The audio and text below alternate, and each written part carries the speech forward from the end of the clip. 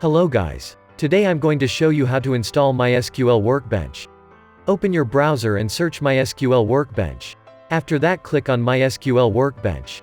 Then click Download Now. Select the operating system and click Download, and then click No Thanks.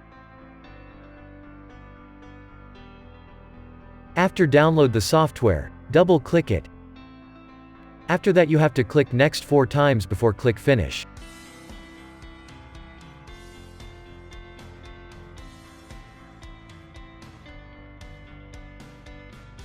Then you can see successfully installed MySQL Workbench.